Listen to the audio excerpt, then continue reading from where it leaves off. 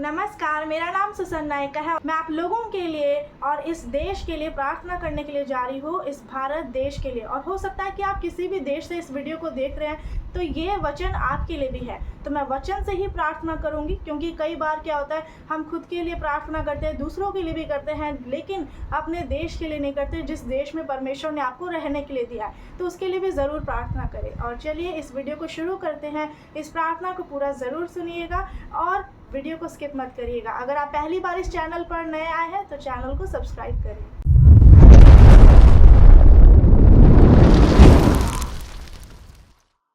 Bible में जब हम पढ़ेंगे लेवी व्यवस्था 26 अध्याय उसका 6 आयत में, तो लिखा है, मैं तुम्हारे देश में सुख चैन दूंगा और तुम सोओगे और तुम्हारा कोई डराने वाला ना होगा, और मैं उस देश में दुष्ट जंतुओं को ना रहने दूंगा और तलवार तुम्हारे देश में ना चलेगी। आमीन, हालेलुया।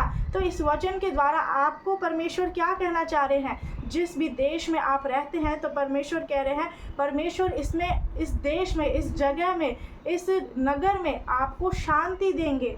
और लिखा है कि तुम सोओगे और तुम्हारा कोई डराने वाला ना होगा। इसका मतलब है कि कोई भय आपके अंदर नहीं होगा। जैसे कई लोग, जो देश के लोग डरते हैं कि कहीं हमारे ऊपर बम ना छोड़ दे, या फिर बम बारूद से मार ना दे, गोली ना चलाए, या फिर जो जेट प्लेन से लड़ाई सब होता है, उस सब से परमेश्वर आपको बचाएंगे और आपको कोई डराने वाला ना होगा। आगे लिखा है, मैं उस देश में दुष्ट जंतुओं को ना रहने दूंगा और तलवार तुम्हारे देश में ना चलेगी। इसका मतलब है परमेश्वर हमें, जो अभी कई देश तो आपस में लड़ाई कर रहे हैं, लेकिन परमेश्वर हमारा जो ये भारत देश है, उसको जो भी बुरे चीज़ है, बुरे काम है, लड़ाइयाँ, ये सब में क्या होता है, अशांति होती है, तो उससे परमेश्वर हमें बचाएंगे और बचा के रखेंगे और अपनी शांति देंगे यीशु मसीह के सामर्थी नाम में। तो इस वचन पर आपको विश्वास करना है। ये वचन हम सब के लिए है जो भारत देश में रहते हैं। एक और वचन मैं आपको बताती हूँ। भजन संहिता 22 अध्याय उसका 27 और 28 में लिखा है, पृथ्वी के सब दूर दूर देशों के लोग उसको स्मरण करेंगे और उसकी ओर फिरेंगे। जाति जाति के सब कुल तेरे सामने दंडवत करेंगे। आमीन, हालेलुया। तो इस वचन से क्या पता चल रहा है? परमेश्वर कह रहे हैं कि चाहे आप किसी भी देश के हो, किसी भी जाति के हो, किसी भी राज्य के हो, लेकिन सब तरफ से क्या करेंगे? लोग परमेश्वर के पास आएंगे और वो उनके नाम को स्मरण करेंगे और अपना मन फिराएंगे परमेश्वर की तरफ। ये परमेश्वर ने लिख दिया है, और जब बाइबल में कोई बात लिख दी जाती है तो वो पूरा होकर ही रहता है। उसके बाद लिखा है कि सब कुल तेरे सामने दंडवत करेंगे, क्योंकि राज्य यहोवा ही का है, क्योंकि परमेश्वर का ही ये राज्य है और सब जातियों पर वही प्रभुता करता है। आमीन, हालेलुया। तो इसलिए इस वचन पर आपको विश्वास करना है। परमेश्वर हमारे इस देश को आगे बढ़ाएंगे अपने इस सामर्थी वचन के द्वारा, और जो भी ज़रूरत है उसे परमेश्वर पूरा करेंगे। तो चलिए, आप भी जब इस प्रार्थना को सुने तो अपने हाथों को उठाकर रखिएगा। अगर आपने मेरा एक वीडियो देखा है कि हाथ उठाना प्रार्थना में क्यों ज़रूरी है, तो आप समझ गए होंगे कि ये बात मैं क्यों बोल रही हूँ। और अगर नहीं देखे है, वीडियो का लिंक इस डिस्क्रिप्शन में दिया हुआ है, तो ज़रूर उसे भी देखें। और चलिए प्रार्थना करते हैं। सभी लोगों को भी ये भेजिएगा ताकि प्रार्थना के द्वारा सभी का छुटकारा होने पाए यीशु मसीह के नाम में। हालेलुया। सर्वशक्तिमान पिता परमेश्वर, मैं प्रार्थना करती हूँ पिता, धन्यवाद करती हूँ, और आपकी उपस्थिति में जाने का आपने हमें ये अवसर दिया है पिता, इसके लिए धन्यवाद करते हैं। आपने पिता ये जो भाई बहन इस प्रार्थना को सुन रहे हैं, आप इन्हें भी भरपूरी से आशीष दे पिता, और जैसा आज ये विश्वास करे वैसा इनके लिए होने पाए पिता परमेश्वर। मैं प्रार्थना करती हूँ, धन्यवाद हो इस सुंदर दिन के लिए जो आज ये स्वतंत्रता का दिवस है पिता परमेश्वर। इस दिन को आपने हमें दिखाया और हम सभी भाई बहनों को, सभी मसीह परिवार को अब तक संभाल के रखा, इसके लिए धन्यवाद करते हैं, और वैसे ही आगे भी संभाल के रखा जाए। हे स्वर्गीय पिता परमेश्वर, आपने हमारे इस देश को पिता गुलामी से आज़ाद किया पिता, उसी तरह से आज जो भी ये परेशान है लोग पिता, बंधनों से, श्रापों से परेशान है पिता परमेश्वर, उसके बंधन में आज आप इन्हें उससे छुड़ा ले और पूरी रीति से आज़ाद करें, क्योंकि आपके वचन में लिखा है, सत्य को जानोगे और तुम स्वतंत्र हो जाओगे यीशु मसीह के नाम में। हालेलुया। पिता परमेश्वर, मैं प्रार्थना करती हूँ आज ये पूरी रीति से से आज़ाद हो जाए, अपने हर एक पापों से, बुराइयों से, हर एक बुरे कामों से ये आज़ाद हो जाए यीशु नासरी के नाम में। जिस भी गड्ढे में ये पड़े उसे बाहर निकले पिता परमेश्वर। हालेलुया। हे पिता परमेश्वर, मैं इस भारत देश के लिए प्रार्थना करती हूँ पिता, और पिता इसमें रहने वाले सभी लोगों के लिए, चाहे पीएम हो, चाहे सीएम हो, चाहे जितने भी मंत्री लोग हैं, सैनिक हैं, जो देश की सेवा भी करते हैं, उन सभी के लिए पिता जो देश की सेवा में लगे हुए हैं, आप उन्हें बल दे, ताकत दे, सामर्थ्य दे और उनकी रक्षा रखवाली करे पिता, क्योंकि आपने वचन में कहा है तेरे आने जाने में तेरी रक्षा आपसे लेकर सदा तक करता रहेगा। हे पिता, आप उनके संग संग रहे और उन्हें संभाल के रखे।